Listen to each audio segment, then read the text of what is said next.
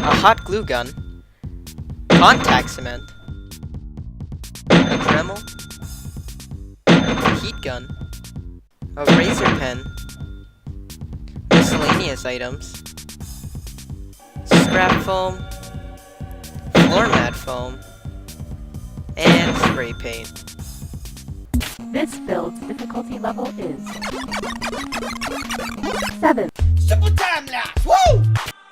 The first thing I did was download a template online. Then I printed it out. I was lucky enough to find a template that actually matched my body. After all the papers that I wanted were printed, I sorted them out. Then I taped them and cut them out. Be patient when you start cutting, as you want the cuts to be as accurate as possible. Next, I took my templates and taped them down to my floor mat foam. Then I traced them out. Make sure you use a Sharpie or pen when you're doing this, because if you use a pencil, it'll be really difficult to see it after you take off the template.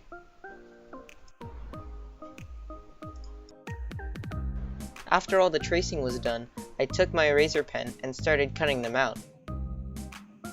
Make sure your razor pen is not dull, as you want to cut through the foam as easily as possible. Make sure you use a ruler when you're cutting out the straight lines.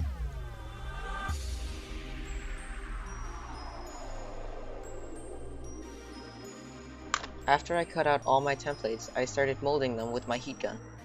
This is going to take some time to get used to at first, but then eventually the foam will retain its shape.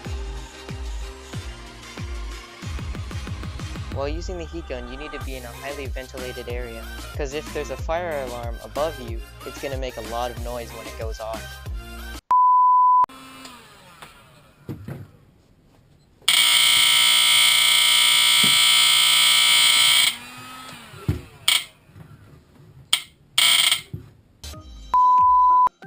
After molding all your pieces together, you should be ready to glue.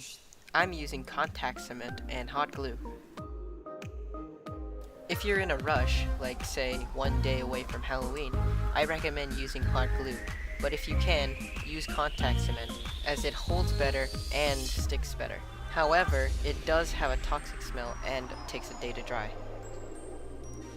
After gluing all your pieces together, it should look like this. And this is what the back looks like. And now it's time to paint. I used one coat of flat black spray paint. Then I took some silver spray paint and put it on a cloth, then brushed it onto the armor. This makes the armor look more battle damaged than it does brand new. And we're done! Keep in mind you could also make armor that's unique to you. You can measure out your body and draw out templates onto some poster board.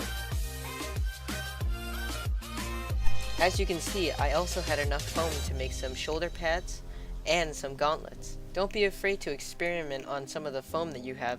You might end up liking it.